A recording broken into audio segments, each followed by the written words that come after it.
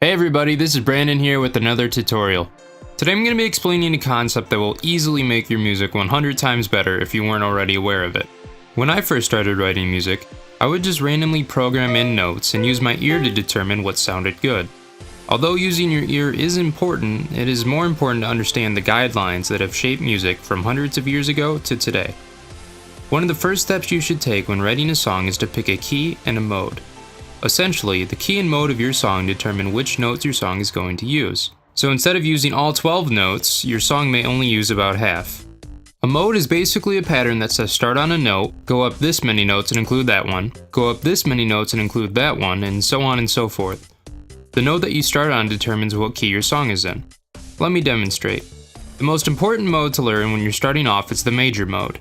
As you can see, the first note in this scale is the note C. That means if I were to write a song using only these notes, my song would be in C major.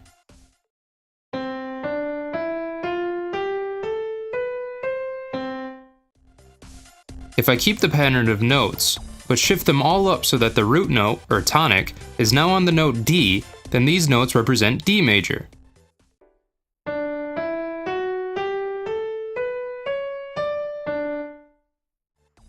And likewise, if I move them all up so that the scale started on the note E, then the notes would represent the key and mode of E major.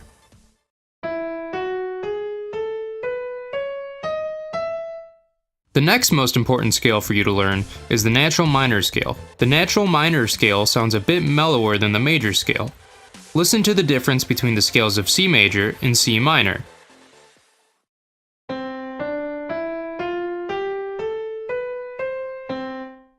C major,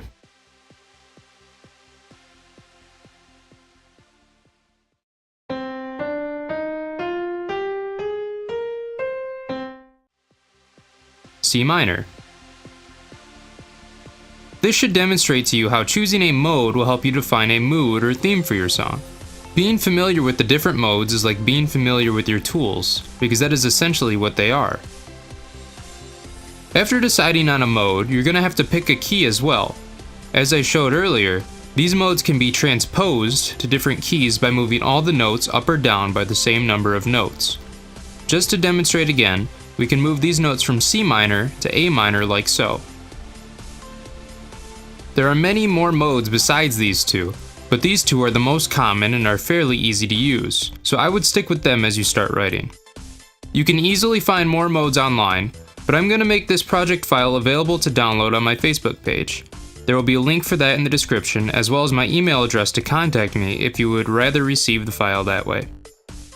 Learning the concept of keys and modes made massive improvements to my music, and I hope that you will benefit from applying these guidelines as well. Don't forget to subscribe and leave me ideas in the comments section for future tutorials. Thanks, and have a nice day.